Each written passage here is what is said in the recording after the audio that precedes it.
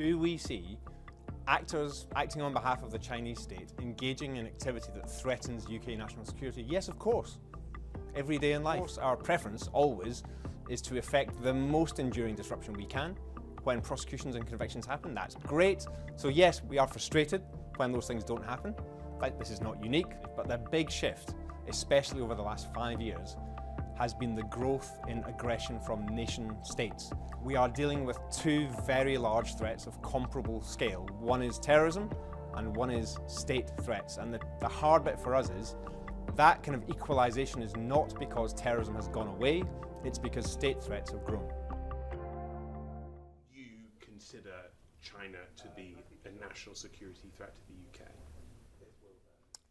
Your question sort of wraps together two things, one of which is MI5's job and the other of which is government's job. The bit that is MI5's job is, do we see actors acting on behalf of the Chinese state engaging in activity that threatens UK national security? Yes, of course. Every day in life. I've described that today. I've described it in previous years. That will continue to be true. It's a whole series of different vectors of national security activity that we deal with. Alongside that, of course, sits a different question, which is what should the overall balance of the UK's kind of nation-to-nation relationship with China be? That one is a matter for government. And specifically on the case that is in the news at the moment, were there frustrations to see the way that that process ended for you personally? The first thing I'd like to say on that one is how proud I am of my teams who once again had detected threats to national security and intervened and successfully disrupted threats. That's what MI5's job is, and I'm proud of the way that we did so in this case and in many others. Obviously, it is even better for us if in cases where we create a disruptive effect, if we can ensure that disruptive effect really endures and ideally creates some additional deterrent effect. And criminal prosecutions typically are the very best way of doing that. That's very often what we and the police together do across our casework, countering terrorism and countering state threats. So of course our preference always is to effect the most enduring disruption we can when prosecutions and convictions happen. That's great. So yes, we are frustrated when those things don't happen. This is not unique. There are sometimes reasons why prosecutions don't work. But the key thing for us to do is to disrupt threats, and that's what we've done. I wanted to ask you more broadly to describe the changed picture. You know, you focus there on the fact that perhaps a decade ago, the equivalent speech would have been much more about terrorism, counter-terrorism, Al-Qaeda, ISIL. What can you just describe the way the world looks from your chair now? Yeah, I mean, I reflected a bit this morning on the tragic events of the 7th of July 2005, and MI5 with the nation fell silent this summer as we marked the 20th anniversary of that dreadful day. In 2005 and again in 2015, MI5's work was dominated by countering Islamist extremist terrorism. We still have a lot of that to deal with in 2025, but the big shift, especially over the last 5 years, has been the growth in aggression from nation states. And as of today, we are dealing with two very large threats of comparable scale. One is terrorism and one is state threats. And the hard bit for us is that kind of equalisation is not because terrorism has gone away, it's because state threats have grown.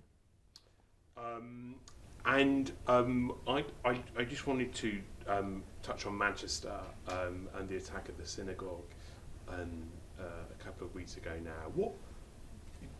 Does this tell us anything about trends in specifically Islamist-related terrorism in the UK? I feel I have to start by just repeating my expression of MI5's very deepest sympathies to those who were bereaved, injured or affected by that sickening act of terror. It's probably too soon for us to draw any hard and fast conclusions about whether this horrible episode tells us anything about any deeper trends. My police colleagues have confirmed that we believe that at least a part of the attacker's motivation was Islamist extremist ideology. I would also observe, this is not a comment directly on that event, but quite often in life we come across attackers or would-be attackers who themselves claim allegiance to a terrorist organisation, but where there is in fact no such connection. So we keep open minds and we investigate wherever the facts take us. And does the war, more broadly, does the war in Gaza, in your view and from your perspective, alter the radicalisation picture here in the UK? So MI5 is always acutely conscious of the way in which world events can play into UK radicalisation, potential mobilisation towards terrorism. But as I've tried to reflect once again today, that interplay is not a straightforward or a linear process. It's rarely the case that we see a specific political or world event directly and uniquely cause a terrorist act. It's much more about where world events and the wider environment meet individual, often volatile or chaotic lives, very often on the internet. And it's the interplay between those individual, social, personal factors and the wider political environment. It's where those things meet, as I say, most notably online, that terrorism breeds. Yeah, can you describe, for new readers, this era that we're in now and how it differs to the way that people might have perceived the work you did 5 years ago? Sadly, I believe that we are in a new era. Terrorism remains an intensive focus for MI5 every day in life. But alongside that, we are now having to contend with fast rising state threats, which have risen by 35% in our casework just in the last year alone.